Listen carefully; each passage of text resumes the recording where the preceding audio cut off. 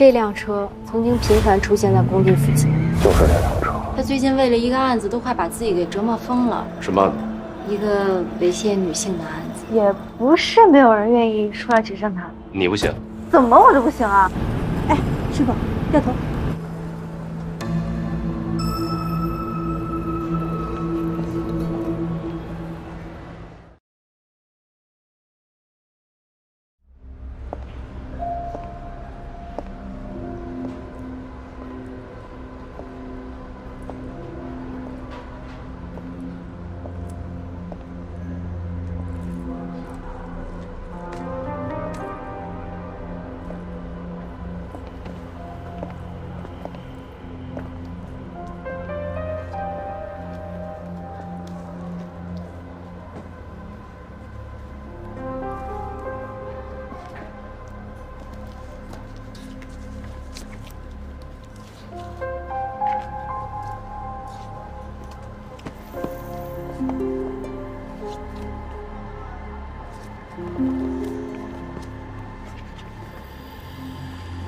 喂，你干嘛呢？你推我干什么？我拿书啊！我不怕你推开，我等着被你占便宜啊！谁占你便宜了，姑娘？你这不是诬陷我吗？服务员，服务员，服务员，你叫服务员，你叫服务员，服务员是刚刚这位先生他。服务员，你听我说，是这么回事啊。刚才我想购一本书啊，那本书正好在他的面前，然后我去够他，我还没有碰到那本书，他就一把把我给推开了。明明就是你！算了啊！我看你啊，年纪轻轻的，我也不想跟你多计较了啊。能不能学点好？碰瓷这个事情以后不要搞，知不知道？碰瓷？是，怪不好意思。行，咱们俩说不清楚是吧？我们叫警察来说。谢谢您啊。好，再见。喂，唐老师，你还没回家吗？王警官，你快过来，地址我推送到你微信了，快来，十万火急。好，你等我，师傅快走。等我啊。我很忙的，我没有时间在这里陪你等警察。我看你是好不好做贼心虚了吧？想跑啊？谁心虚了？什么叫做贼心虚？不是，唐老师，你没事吧？啊，怎么了，老李？哦，我没事，就是刚刚他性骚扰我。性骚大你想怎么样？啊！松开，松开！警官是这样的，刚刚我在那边看书，这个人先是摸了我的手，然后又从后面试图抱我，我觉得自己被骚扰了，所以就报警。无缘无故，无凭无据。姑娘，你刚才说的，你已经侵犯了我的名誉权，知不知道？无凭无据，无缘无故是吧？嗯。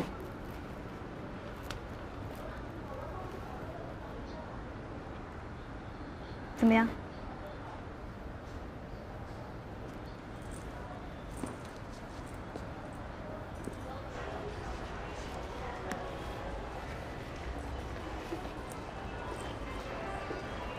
我就说刘红会上钩吧，我是不是还是有两把刷子？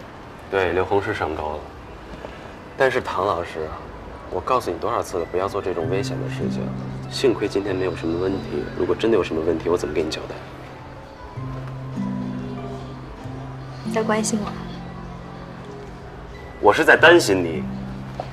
如果我今天真的有什么事儿的话，你打算怎么跟我交代？我不知道，你说。我要的交代很简单的。唐老师，你的嘴里边有简单的事情吗？不过你说说看吧，没准我能办到。好好吃饭，好好睡觉，好好照顾自己，简单吧？这不应该是我对你说的话吗？你今天才是以身试险了。这个人怎么这样？我好心好意的，还要落一身埋怨。好，不说了，下不为例，下不为例。知道了。遵命，王大警官。王大警官。不过我得好好想想，这个人情我要你怎么还呢？不然，先从送我回家开始吧。可以啊，可以啊，没问题，这个很简单。走。哎，等一下，现在已经进入秋天了，唐老师，你就算一身是险，也得多穿点，不能再穿成这样，你知道吗？嗯。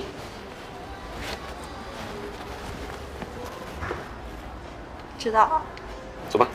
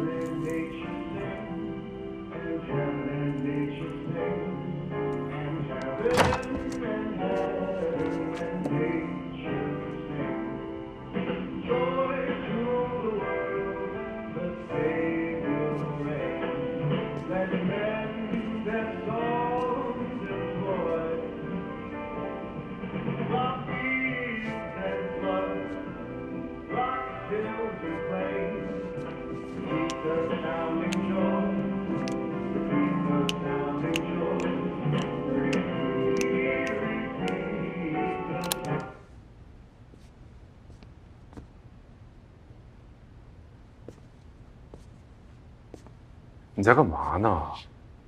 你不知道这是38线这边吗？我知道，知道你还过来？你在干嘛？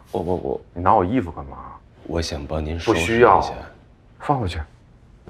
放不下。什么？放不下。背后是什么？脏衣服。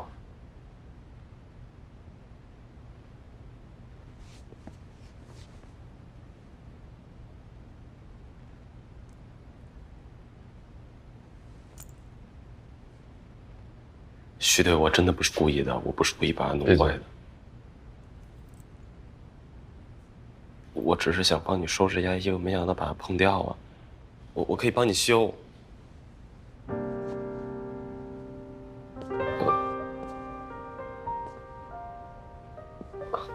徐队。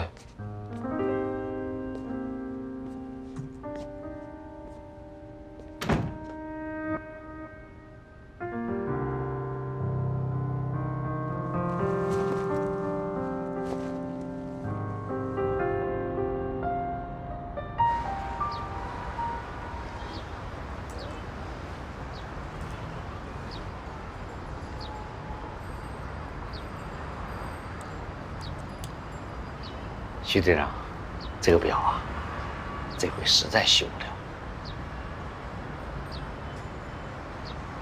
您再想想办法，不需要他走字儿，复原就行。徐队长，不是我不给你修，你这表啊，已经停产多年了，这零件也都不生产。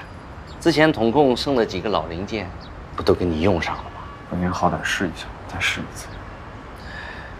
真的修不了了，徐队长，这旧的东西啊，该放下还得放下。就这么点念想，就别放下，碎了就碎了吧。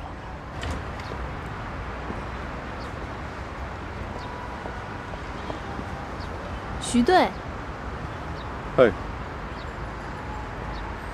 这么巧啊？哦，对，这么巧，我请你喝杯咖啡。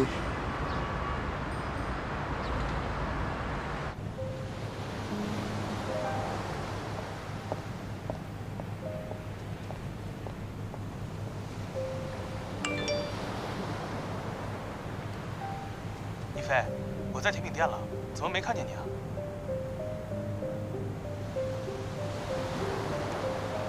爽约了，放别人鸽子。哈哈。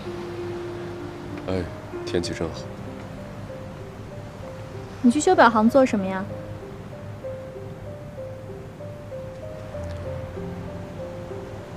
是那块表坏了吗？没有，没什么。修好了吗？要我帮你找找，看看现在哪里可以修吗？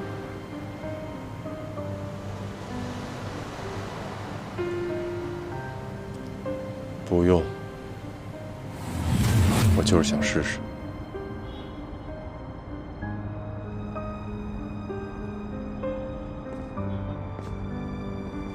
小伟，师傅啊，您是不是快过生日了？我都不记得日子，过什么过呀？我记得，师傅，感谢您一直以来的照顾。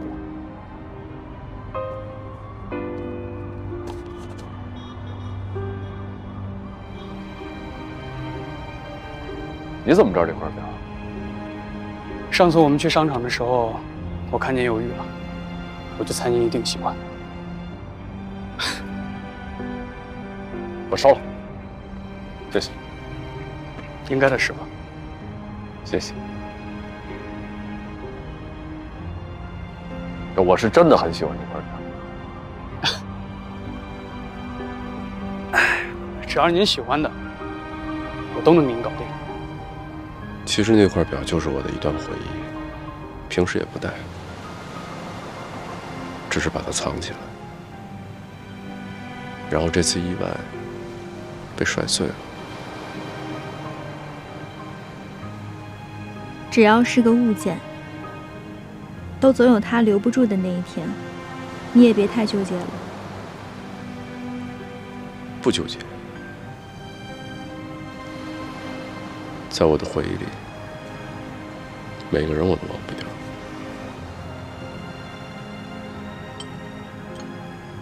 我可没提啊。没关系。实际上，又怎么可能放得下呢？我也会经常想起他，想起我们从前一起加班、一起破案的日子。但这些都过去了，这些珍贵的回忆，还是藏在我们的心里比较好。我觉得你觉得对。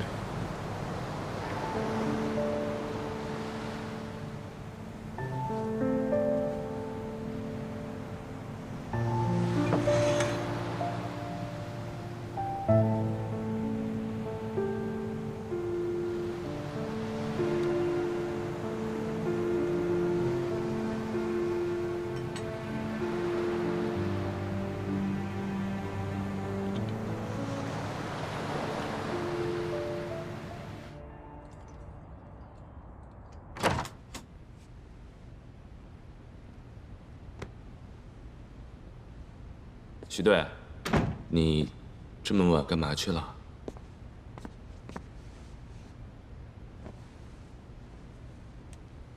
修表了。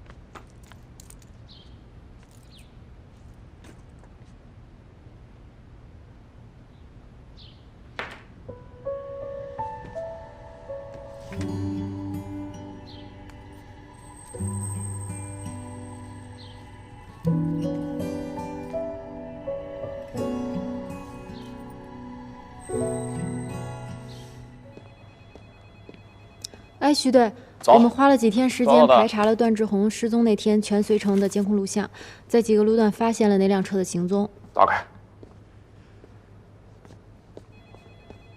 一共有3个路段。一个一个打开。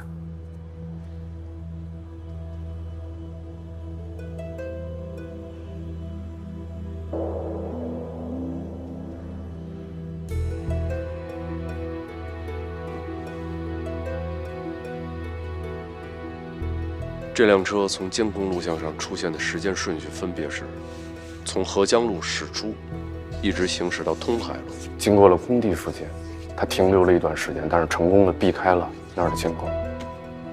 但是没过多久，又在通海路出现以后，他继续行驶，驶向了环岛路。可是到了环岛路以后，他却绕到了一条乡间小道。随后，他在环岛路往南1.2公里的地方又出现了。最后消失到了一片林区。那问题来了，有2个疑点啊。第一个，在工地附近，他停留了一段时间，但监控没有拍到。紧接着是从环岛路上消失了一段时间，也没有拍到。去哪儿了呢？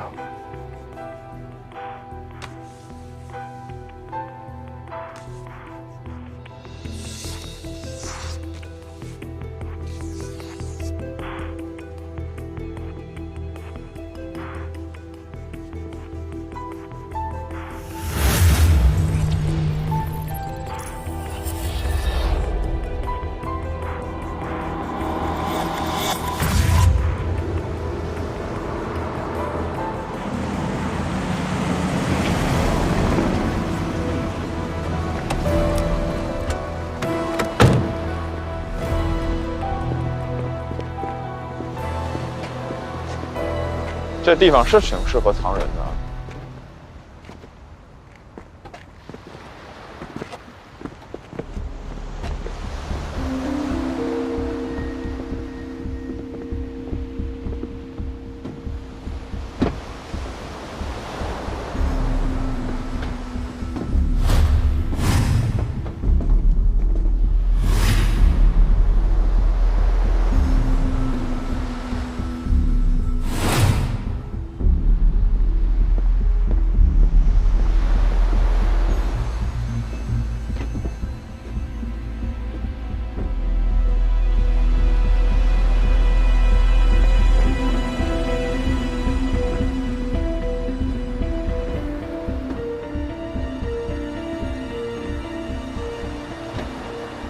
徐队，最后一个见到段志宏的工人说，他穿着藏蓝色的衣服出门。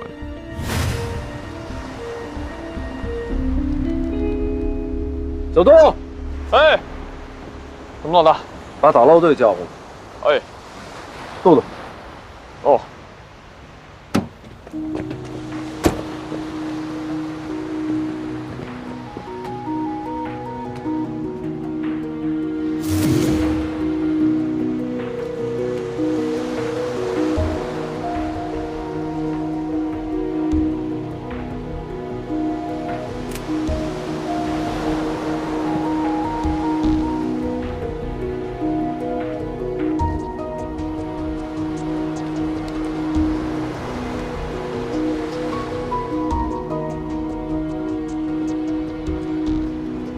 老大，捞尸的那边说，跟他们的经验来看，也不像第一现场。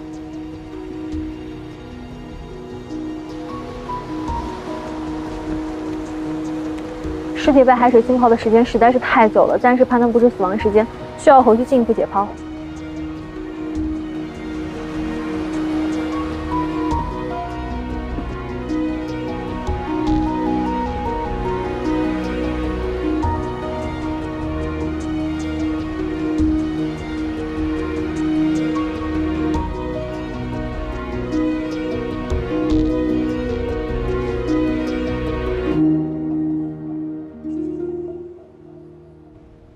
好的，我知道了。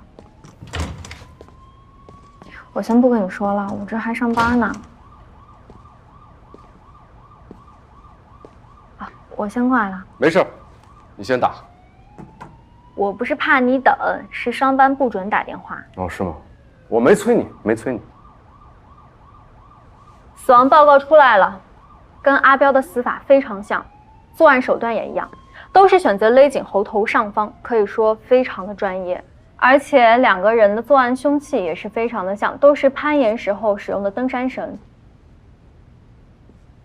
跟彭帕那伙人的作案手法一样吗？从你上次给我资料来看，彭帕他们那伙人应该都是职业杀手。这些人，他们无冤无仇，拿钱杀人。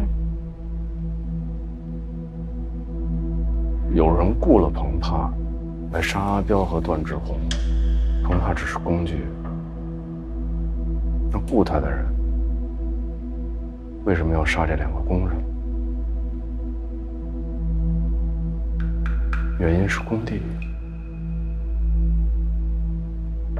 工地。你太聪明了。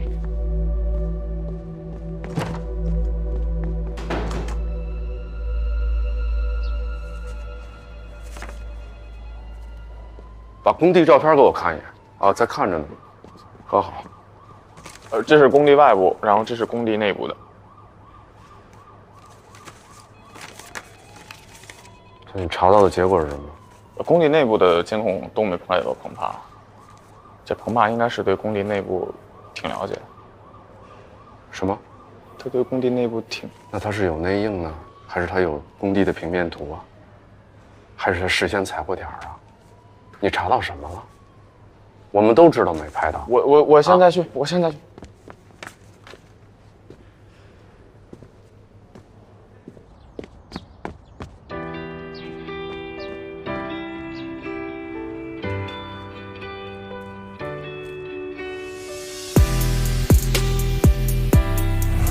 徐队，我真的不是故意的。闭嘴！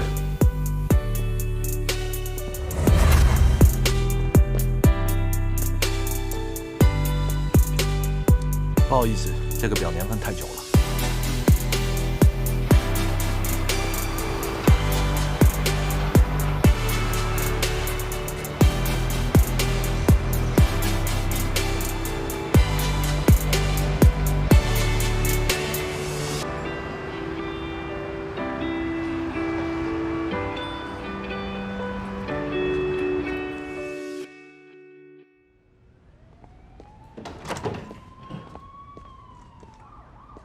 找我。效率那么快。通过解剖，我在死者身上发现了这把钥匙，能把这把钥匙吞进去，肯定不一般。看来这次你们案子有重大的突破了。这么小，这是钥匙啊？应该只有很小很小的那种匣子才可以打开吧？徐队，看来你这次要好好找找了。钥匙。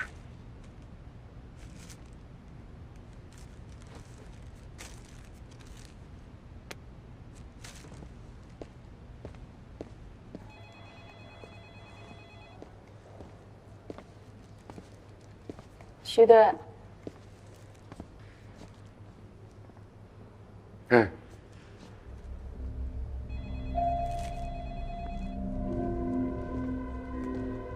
小齐。啊？你看一下这是什么？这个。这是钥匙吗？是不是很有年代感？如果是钥匙的话，对。段志宏体内找到。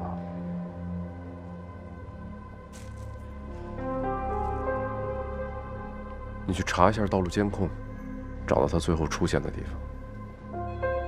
好，我现在就去查。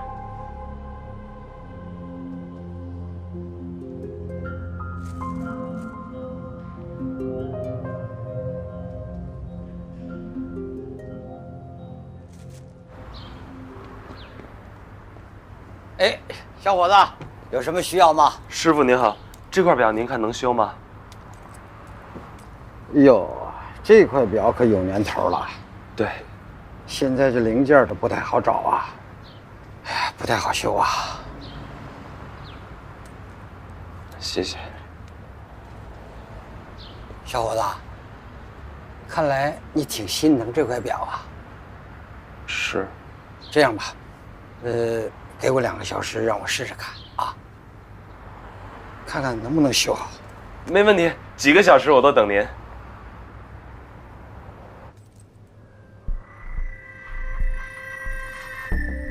严彪认识吗？就他失踪前2、3天吧，他就说自己要发达了。段志宏去过阿彪的房间。有一天晚上，我看到他从彪哥房间里出来，我当时不知道彪哥已经出事了。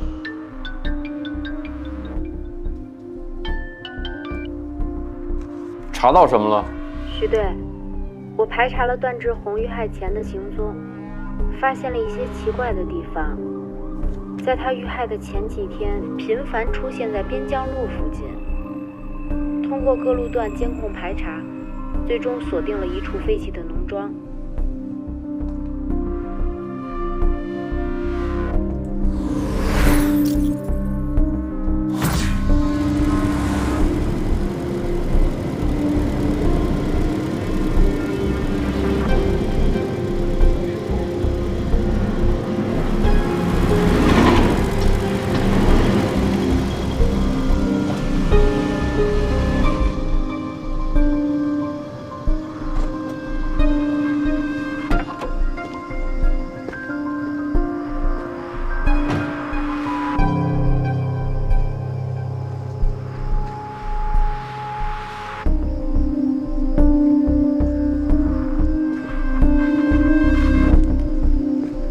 对了，徐队，我们走访工地工人得知，阿彪出事那天晚上，段志宏从他房间出来的时候，手里好像抱着一个小匣子，具体是什么还不清楚，您留意一下。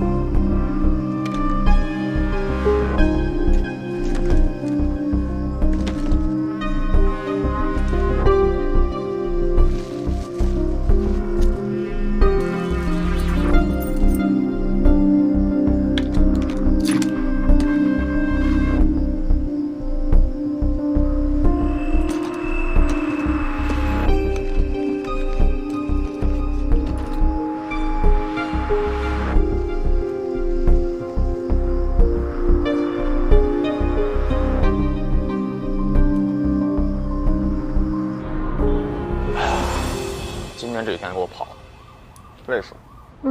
我也是。别人这几天都在跑交警大队，忙点也好，证明咱们破案有希望。哟，这次不发牢骚了你？吃饭了。好，慢慢吃，慢慢吃，不急。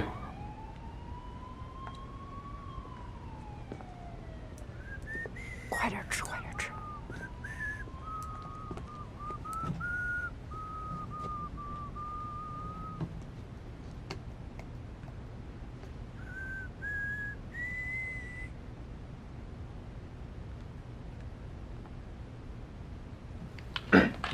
那个啊，没事，哎，边吃边说。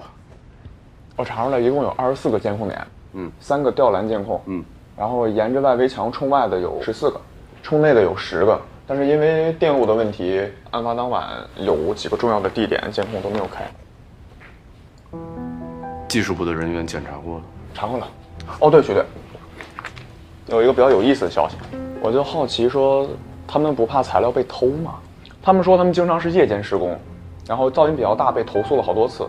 避免这种问题出现呢，就装了电子门禁，只能在固定的时间段进出，除非是他们工地的高层管理人员才能关了门再进去。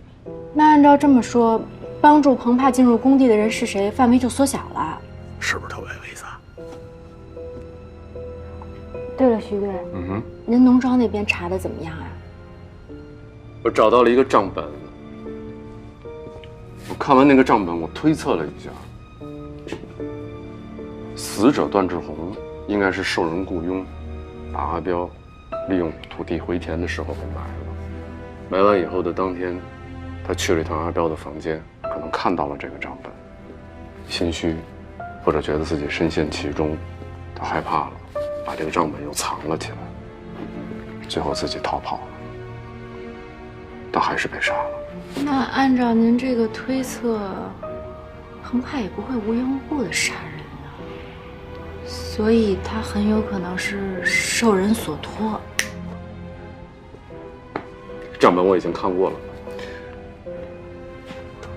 完全可以证明辉煌地产挪用工程化，证据指向程文一。怎么了？那要不我把他叫回来问问？程文一是市里面招商引资的重点人物，我必须汇报原局。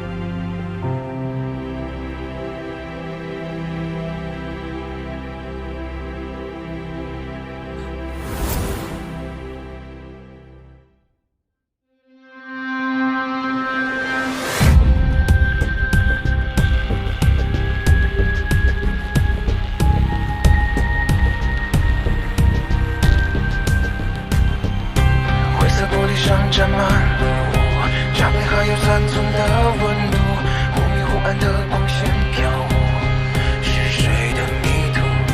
记号已被涂改的模糊，足迹变成追踪的信徒，就在角落转弯的脚步，谁能看得出？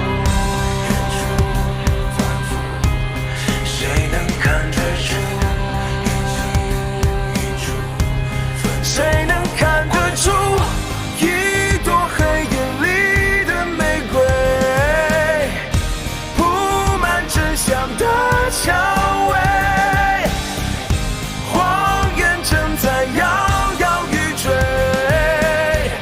谁能在故事结尾？